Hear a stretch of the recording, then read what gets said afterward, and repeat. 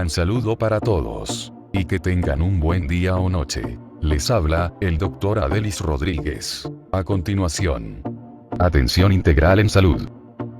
Clase número 1. Tengan en cuenta, que en la parte inferior de este video, al darle clic en más información, se desplegará un panel donde estará todo el material complementario, clases escritas, laminario y más. También, al ingresar a mi canal, podrán entrar en lista de reproducción donde podrán encontrar todos los videos, agrupados por materia y año. Y recuerden que si este material es de su agrado, pueden colaborar, suscribiéndose, dándole clic al botón de la campanilla para recibir nuevas actualizaciones. No olvides darle me gusta y dejar tu comentario. Por supuesto que te agradezco si compartes este video para que otros puedan recibir más material como este. Y por último, si sale de tu corazón también dejaré el link para donaciones. Muchas gracias de antemano.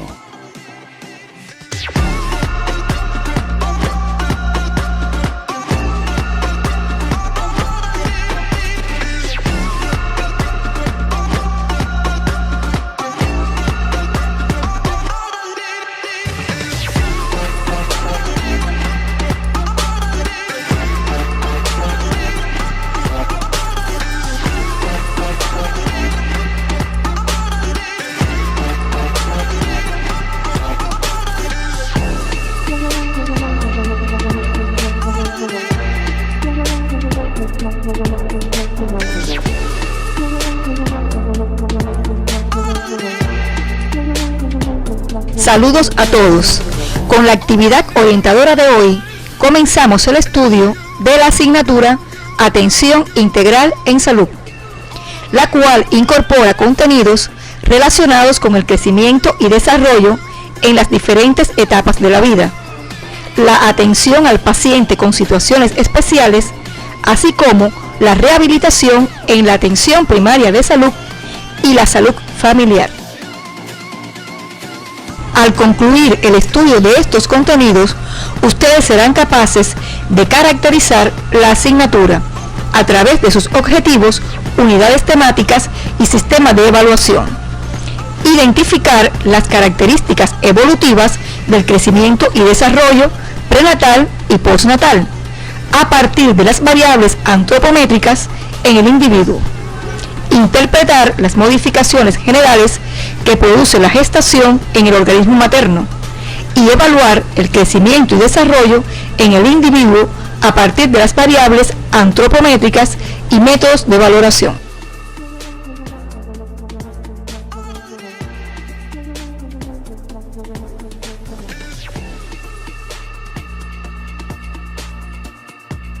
La asignatura Atención Integral en Salud tiene un total de 40 horas lectivas, distribuidas en 9 semanas, y una semana de evaluación final.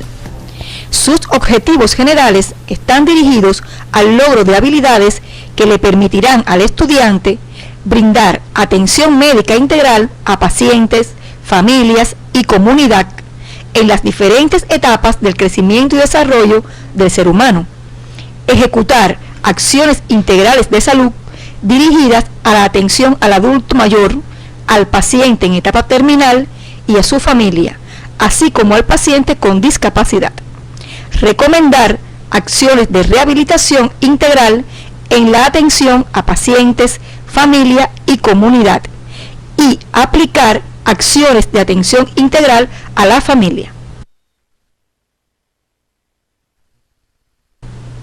A continuación desarrollaremos la primera de las unidades temáticas de la asignatura, crecimiento y desarrollo del individuo. Los procesos de crecimiento y desarrollo son fenómenos que ocurren de forma simultánea e interdependiente, cuyas características son comunes a todos los individuos de la misma especie, pero con amplias diferencias entre ellos. El crecimiento está dado por el aumento de las dimensiones del cuerpo humano, expresado en multiplicación y aumento del tamaño individual de las células. Es eminentemente anatómico, o sea, un fenómeno cuantitativo. El desarrollo, por su parte, implica básicamente diferenciación celular con adquisición de nuevas funciones. unido al incremento de la estructura, tanto orgánica como funcional, a través de un proceso de maduración. El desarrollo es fundamentalmente fisiológico, o sea, un proceso cualitativo. Ambos procesos ocurren a lo largo de toda la vida, con velocidad y ritmos variables, además de constituir componentes esenciales de los procesos de salud. Tiene carácter individual y ocurre desde la fecundación hasta la muerte, con dos grandes periodos, el prenatal y el postnatal. El prenatal se extiende desde la fecundación hasta el nacimiento. Se caracteriza por una rápida diferenciación celular y acelerada organogénesis en el primer trimestre. Ya en el segundo comienza la función de los órganos primitivos y del crecimiento, así como el intercambio placentario madre-feto. En el tercer trimestre, el feto aumenta sobre todo en peso, a causa del desarrollo del tejido adiposo subcutáneo y la masa muscular. El periodo postnatal, por otra parte, se extiende desde el nacimiento hasta la muerte. Constituye un salto cualitativo en el desarrollo del individuo, al pasar de un medio con condiciones permanentes, como es el útero materno, a otro de condiciones constantemente variables, como es el mundo exterior, en el cual se requiere ajustar mecanismos como el cese de la circulación placentaria y el inicio de un nuevo sistema de oxigenación de la sangre, donde participan los pulmones y los sistemas cardiovascular y digestivo. Durante esta etapa, el individuo continúa su desarrollo fuera del claustro materno, pero a un ritmo diferente, con características particulares para cada periodo de edades. Estos periodos son un continuo, donde cada etapa comienza a partir de la anterior. Los rangos establecidos para enmarcar cada uno de ellos varían según el criterio de los autores, y en esta asignatura se asumirá la clasificación que a continuación se relaciona. El primero de estos periodos es el de recién nacido, el cual se extiende hasta los 28 días de vida extrauterina, y entre sus características está el que el niño presenta cabeza voluminosa, abdomen con mayores dimensiones que el tórax y piernas cortas, siendo similar la longitud de las extremidades superiores e inferiores. Le sigue el periodo lactante, desde los 29 días de nacido y hasta los 11 meses y 29 días, el transicional a partir del primer año de edad hasta los 2 años, 11 meses y 29 días, y el preescolar a partir de los 3 años hasta los 5 años, 11 meses y 29 días. Posteriormente está en el periodo escolar, desde los 6 años hasta los 9 años, 11 meses y 29 días. La adolescencia, que comienza a los 10 años de edad hasta los 19 años, 11 meses y 29 días. La juventud, a partir de los 20 años hasta los 29 años. La adultez, desde los 30 hasta los 64 años. Y por último, el periodo de adulto mayor, el cual se considera en algunos países a partir de los 60 y en otros a partir de los 65 años de edad. En esta asignatura se asumirá a partir de los 65 años. En cada uno de estos periodos, el organismo presenta características propias que lo distinguen como expresión del proceso de crecimiento y desarrollo individual, susceptible de ser afectado por diferentes factores. Entre esos factores muy relacionados con el crecimiento y desarrollo se encuentran los genéticos, ambientales, psicológicos y económicos sociales. Los factores genéticos constituyen uno de los elementos determinantes de este proceso y le procura a cada individuo un patrón de crecimiento y desarrollo específico, el cual puede ser modificado por otros factores. La genética influye en la talla final del individuo, en sus proporciones corporales y en diversos procesos dinámicos madurativos, tales como la secuencia de maduración ósea y dentaria, la velocidad de crecimiento y la edad de menarquia, entre otros. Evidencia de ello lo constituye el hecho de que los individuos del sexo masculino tienen como promedio una estatura superior a los del sexo femenino.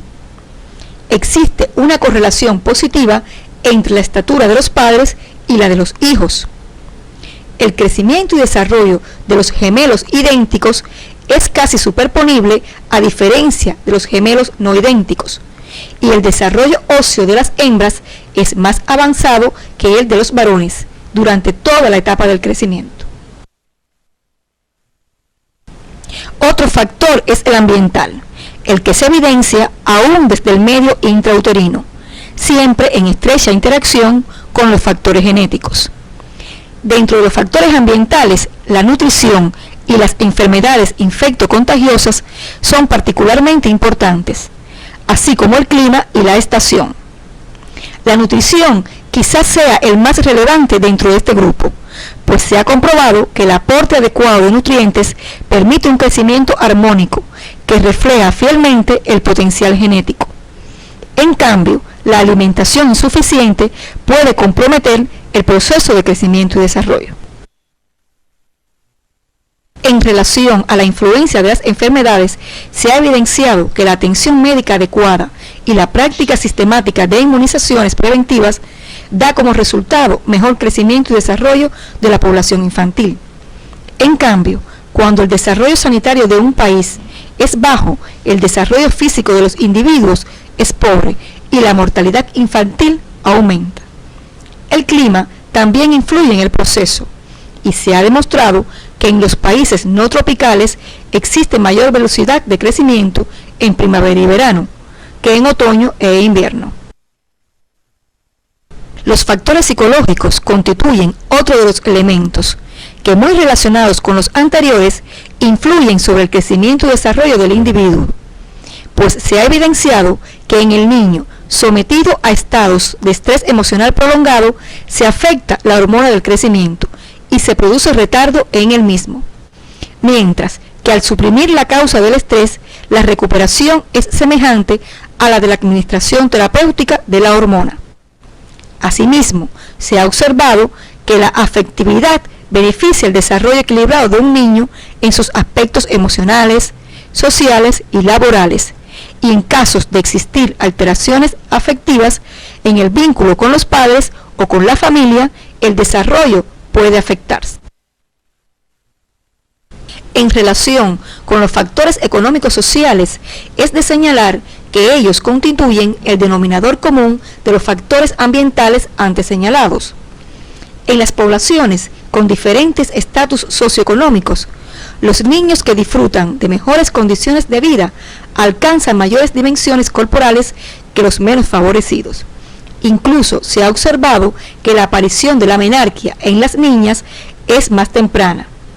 Igual sucede con los niños de las poblaciones urbanas en relación con los de las zonas rurales, y se supone que en ello influya la mejor distribución de productos y servicios, así como las mejores facilidades sanitarias, mayor acceso a los centros de salud y superiores niveles educacionales en los lugares urbanizados.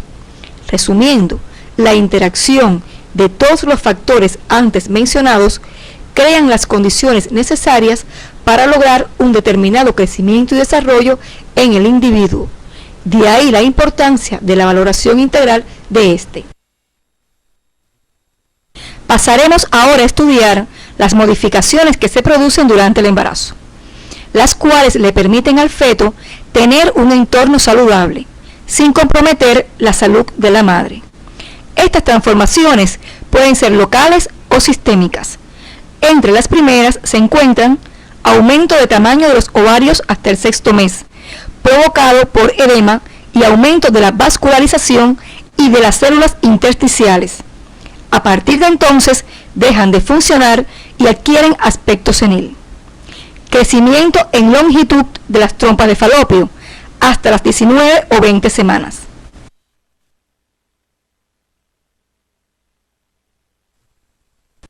Modificación en forma y consistencia del útero, aumentando su volumen por hipertrofia e hiperplasia de las fibras musculares hasta los 4,5 meses de gestación.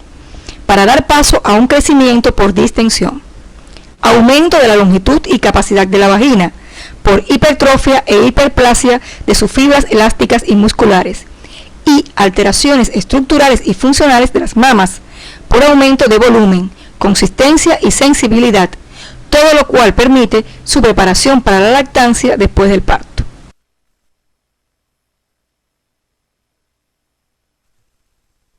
A nivel sistémico, se producen alteraciones cardiovasculares, tales como incremento progresivo del volumen plasmático, volumen sistólico y frecuencia cardíaca basal, hasta el final del embarazo, y en consecuencia, aumento del gasto cardíaco.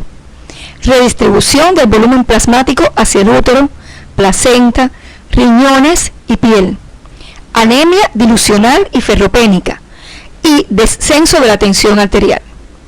Es de señalar que durante el embarazo el aumento del gasto cardíaco es incluso para bajas intensidades de ejercicio físico, secundario al incremento de la frecuencia cardíaca y volumen sistólico. Cuanto mayor sea la intensidad del ejercicio, mayor será el gasto cardíaco, a expensas sobre todo del mayor volumen sistólico.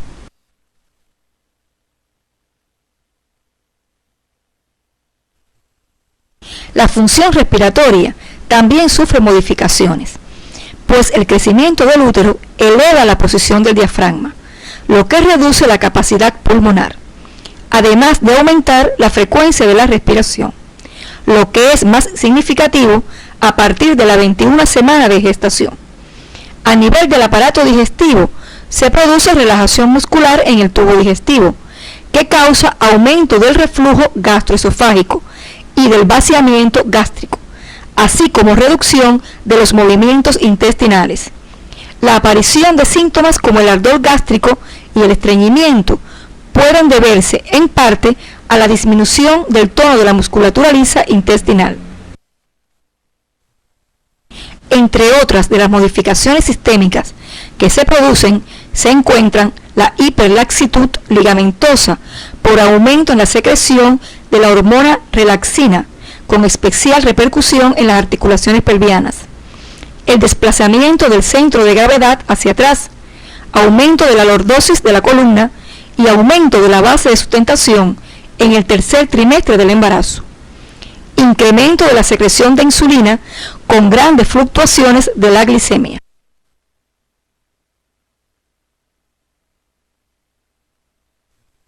Así como el aumento de la susceptibilidad emocional, aumento progresivo en el consumo energético e incremento de grasa materna durante el primer y segundo trimestre por hiperinsulinemia y estabilización o disminución ligera en el tercer trimestre por aumento del lactógeno placentario. Usted debe profundizar en las modificaciones maternas ocurridas durante la gestación, revisando el capítulo 6, Semiología Obstétrica, del libro Obstetricia y Ginecología, que aparece en el CD de la asignatura. El comportamiento del peso de embarazada es uno de los aspectos a valorar en este periodo de la vida, pues el crecimiento y desarrollo fetal necesitan de una buena nutrición materna. Para determinar si una embarazada tiene el peso adecuado o no, se calcula al principio del embarazo el índice de masa corporal. Cuando este valor se encuentra entre 18,7 a 23,6 kilogramos por metro cuadrado, indica normopeso, y las cifras inferiores traducen bajo peso en la embarazada. Cuando el índice de masa corporal se encuentra entre 23,6 a 26,5 kilogramos por metro cuadrado, indica que hay sobrepeso, y cifras superiores a ello, obesidad.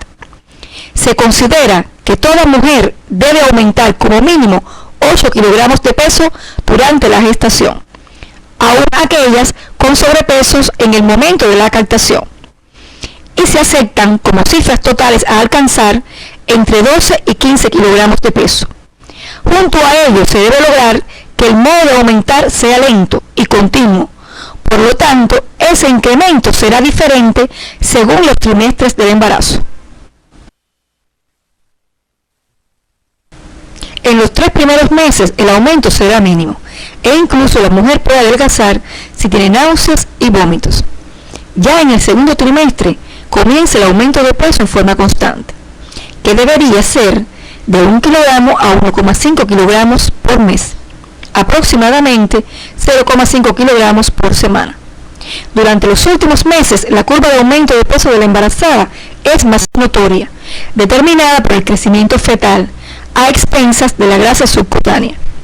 De forma general, es importante conocer el peso de una madre para orientar el tratamiento nutricional, pues si el aumento es escaso, se corre el riesgo de obtener un recién nacido con bajo peso al nacer, y si es exagerado, estará presente el riesgo de macrosomía fetal o enfermedad hipertensiva del embarazo.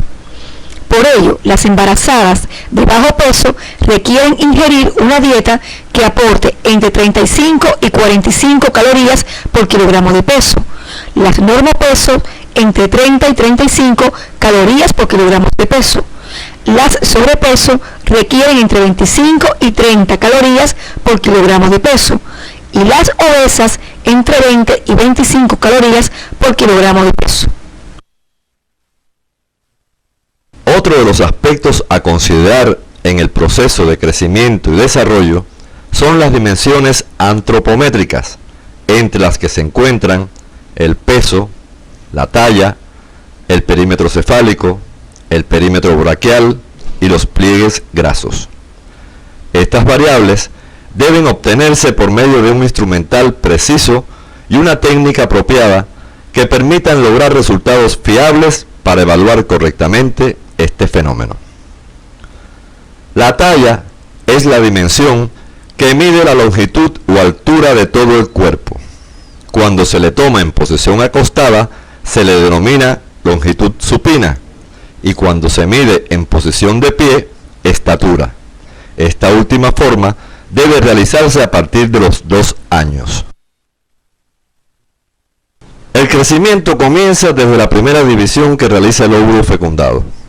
El embrión se incrementa lentamente durante las primeras 20 semanas para aumentar en forma sostenida hasta el final de la gestación, donde el feto alcanza aproximadamente 50 centímetros con oscilaciones entre 49 y 51 centímetros, es decir, logra alrededor del 30% de su talla final. Durante los siguientes 21 años de vida, la estatura aumenta aproximadamente 3,5 veces. De forma general, la talla en el individuo varía en relación al sexo, la edad e incluso las estaciones del año. En relación con el sexo, los varones al nacer tienen talla y peso mayores que las niñas. Sin embargo, esta diferencia va disminuyendo progresivamente y casi no se aprecia al año de edad. Se revela nuevamente en la pubertad, relacionado con el momento del inicio del incremento de talla, su magnitud y duración. La talla también varía con la edad. En el primer año se alcanzan 24 centímetros como promedio, repartidos por trimestres, 9 centímetros en el primero, 7 centímetros en el segundo, 5 centímetros en el tercero y 3 centímetros en el cuarto. A los 2 años de edad, el niño crece 12 centímetros, en el tercer año 10 centímetros y en el cuarto año se debe crecer 8 centímetros. A partir de esa edad y hasta el inicio de la pubertad, el crecimiento es más lento y sostenido, con una velocidad que varía entre 4,5 y 7 centímetros por año. A partir de entonces, la velocidad de crecimiento máxima puede llegar hasta 12 centímetros por año en el varón y 9 centímetros por año en la mujer. En cambio, a partir de la edad adulta, la talla disminuye 1 centímetro por década. Las estaciones también influyen en este parámetro, pues se ha observado que durante la primavera y el verano, la velocidad de crecimiento es hasta 2,5 veces mayor que en el otoño y el invierno. De forma general, la talla se considera la dimensión más útil para la evaluación retrospectiva del crecimiento. En cuanto al peso, este expresa el crecimiento de la masa corporal en su conjunto. Para evaluar adecuadamente su significado, hay que tener en cuenta la edad del individuo, la talla, la configuración del cuerpo, las proporciones de grasa, músculo y hueso, el peso al nacimiento y la constitución física de los padres, entre otros. Una de las formas de relacionar el peso con la talla es a través del índice de masa corporal, el que se obtiene dividiendo el peso en kilogramos por el cuadrado de la estatura en metros. La Organización Mundial de la Salud considera normal cuando el índice resultante es una cifra que está entre 18,50 y 24,99, independientemente de la edad y sexo. Estudios realizados en la etapa prenatal han demostrado que el feto alcanza como promedio 1,1 kilogramo de peso a las 28 semanas, 2,2 kilogramos a las 34 semanas y 3,3 kilogramos al término de las 40 semanas, lo que representa el 5,7% del peso de un adulto. Sin embargo, es necesario resaltar que en recién nacidos a término, el peso promedio varía de acuerdo con las distintas características de la población de la cual provienen. En general, para poblaciones de raza blanca y países desarrollados, oscila entre 3.300 y 3.400 gramos. Durante los primeros días, el recién nacido puede experimentar una ligera pérdida de peso, y ello se debe a la evacuación de los emuntorios y a la natural adaptación al medio externo. Sin embargo, al cabo de la semana o a los 10 días, recupera el peso inicial y de ahí en adelante, en condiciones de normalidad, debe esperarse que aumente durante el primer semestre como promedio 1 onza diaria, o sea, media libra semanal o 1 libra quincenal o 2 libras mensuales. En el transcurso del segundo semestre de la vida, el incremento es menor y lo hace a razón de media onza diaria, media libra quincenal o 1 libra mensual. Con este incremento de peso, el niño duplica a los 5 meses de edad lo que pesó al nacer, lo triplica al año y lo cuadriplica a los 2 años y medio. A los 10 años de edad, se multiplica por 10 el peso al nacer. A los 5 años, se duplica lo que pesaba al año de nacido, y a los 14 años se quintuplica. Entre los 40 y los 50 años de edad, existe un incremento de peso que luego decrece a partir de los 70 años de edad.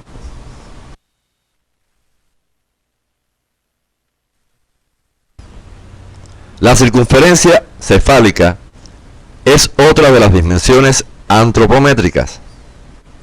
Se utiliza en los menores de 6 años y fundamentalmente en los menores de 1 año para conocer y evaluar el crecimiento del perímetro de la cabeza.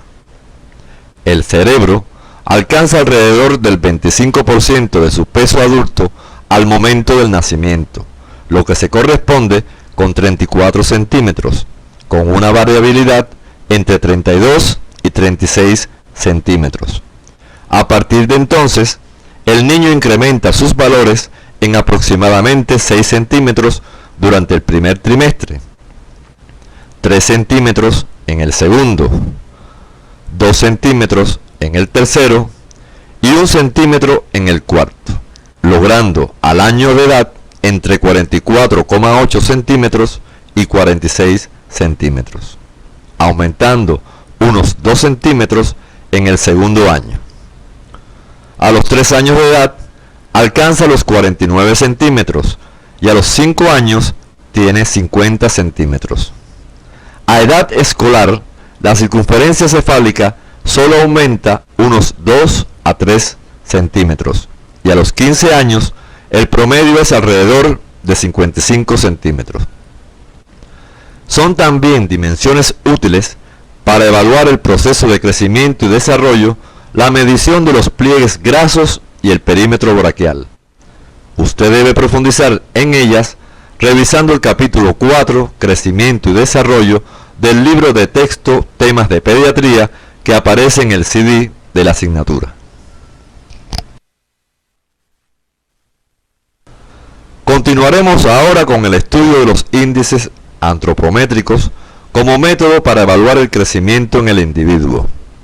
Estos son combinaciones de variables o dimensiones que resultan imprescindibles para la interpretación del proceso.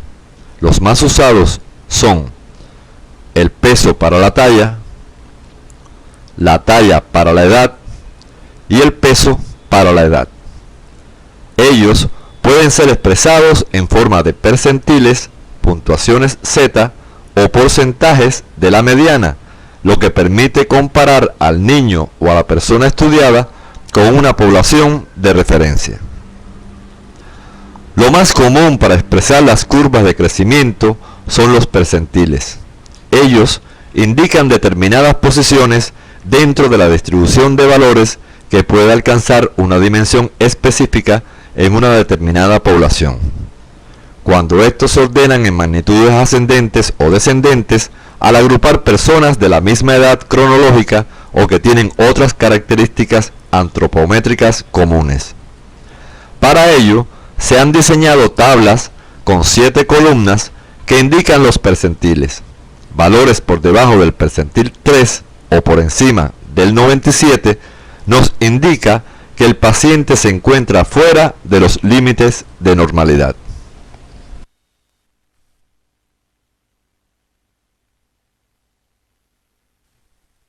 Es necesario puntualizar que siempre debe llevarse un registro gráfico del progreso del niño y seguir la trayectoria de la curva de crecimiento.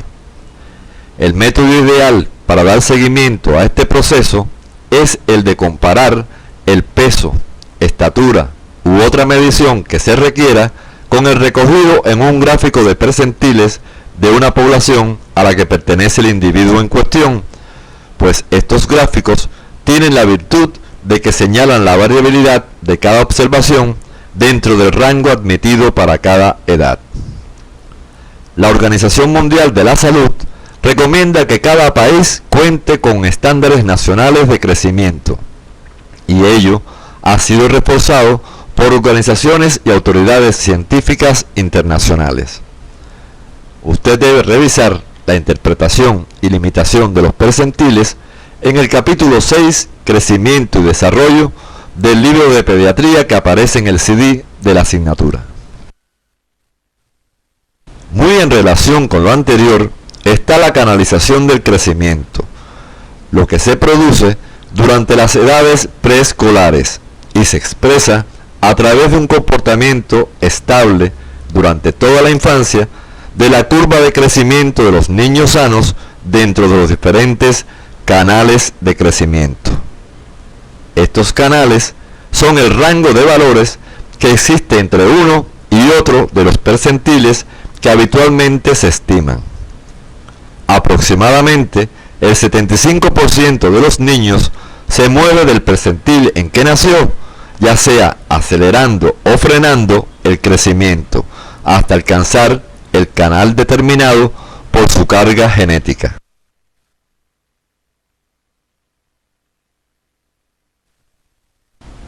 Una vez alcanzado este canal, existe una fuerte tendencia a que el individuo se mantenga dentro de sus límites. Sin embargo, al actuar una noxa, el individuo se desvía de él y regresa una vez que se recupere de la misma, produciéndose un incremento compensatorio de la velocidad de crecimiento. Si la injuria es intensa y prolongada, y particularmente si ocurre durante los periodos de crecimiento rápido, esta recuperación puede ser parcial o no ocurrir. Por todo ello, es necesario expresar los percentiles en el expediente clínico con las diferentes medidas antropométricas y hacer el seguimiento longitudinal de cada niño, lo que permitirá mostrar cuál es su canal de crecimiento y detectar precozmente la desviación de su percentil habitual, y con ello los trastornos del crecimiento que pueden ser expresión de situaciones morbosas que requieren decisiones clínicas oportunas.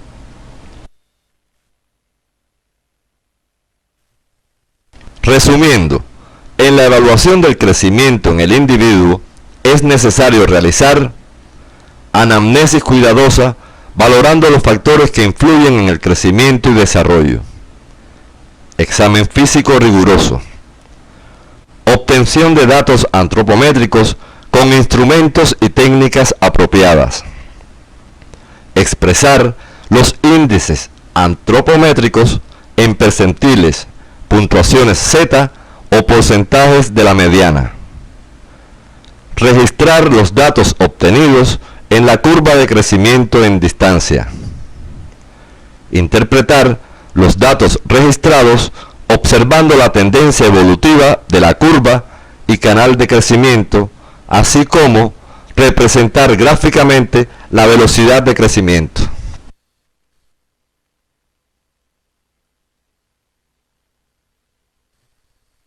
Como ya se ha observado, el crecimiento en el individuo sucede con regularidad, lo que permite que se puedan hacer estimaciones de la talla definitiva que va a tener una persona, y para ello nos apoyamos en la talla que tiene a una edad determinada.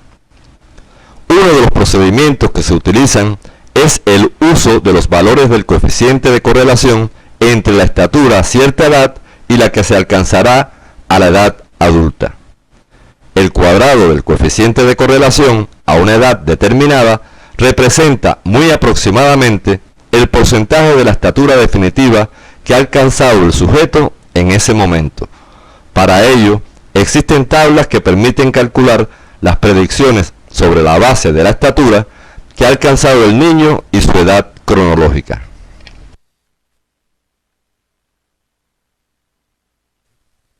Otros procedimientos tienen en cuenta el grado de maduración ósea alcanzado por el individuo en un momento dado, su talla y la de sus padres, siendo más precisos sus resultados.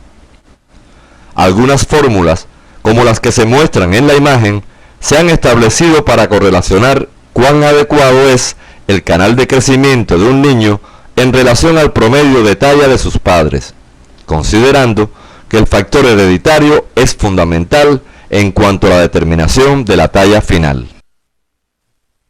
El resultado de estas fórmulas se lleva a la curva de talla-edad al nivel de los 18 años y se observa si el canal de crecimiento del niño corresponde al que se ha calculado con los datos de sus padres. Se acepta una diferencia entre el resultado de la fórmula y el canal de crecimiento que lleva el niño de más o menos 7,5 centímetros en los varones y más o menos 6 centímetros en las hembras. Esto es válido en la medida que los padres hayan sido sanos y haber crecido el niño en un ambiente apropiado, de tal manera que la carga genética de los padres haya podido expresarse acertadamente. A continuación, le proponemos las siguientes tareas docentes. Número 1. Complete para cada una de las dimensiones antropométricas el cuadro resumen que se muestra en la imagen atendiendo a equipo y técnica utilizada para su medición. Para ello, le recomendamos revisar el capítulo 4, Crecimiento y Desarrollo del libro de texto Temas de Pediatría, y el capítulo 6, Crecimiento y Desarrollo del libro de Pediatría, que aparecen en el CD de la asignatura.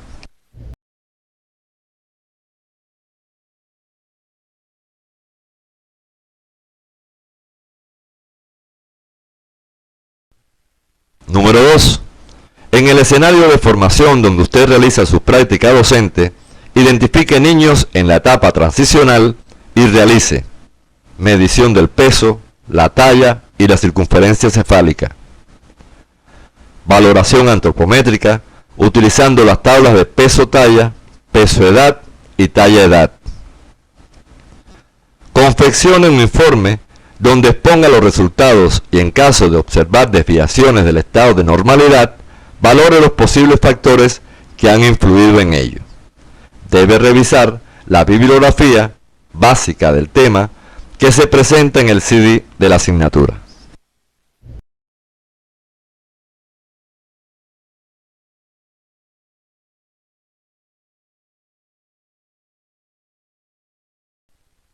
Al finalizar la actividad orientadora de hoy, podemos concluir que los procesos de crecimiento y desarrollo son fenómenos que ocurren de forma simultánea e interdependiente.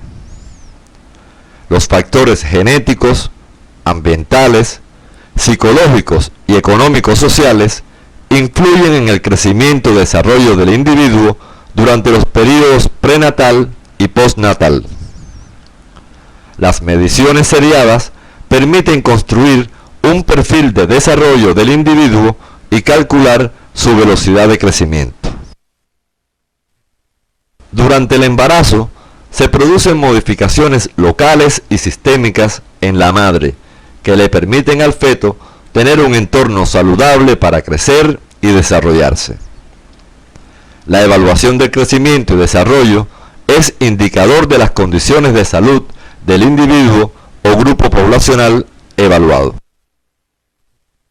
En la actividad orientadora de hoy se caracterizó la asignatura Atención Integral en Salud y se trataron aspectos generales relacionados con el crecimiento y desarrollo, factores que influyen en él, modificaciones generales en el organismo materno, variables que intervienen en el crecimiento y desarrollo físico, así como los métodos de exploración y la interpretación de las tablas y gráficos antropométricos. En la próxima actividad orientadora se continuará el estudio del tema crecimiento y desarrollo, enfatizándose en los contenidos relacionados con la edad infantil.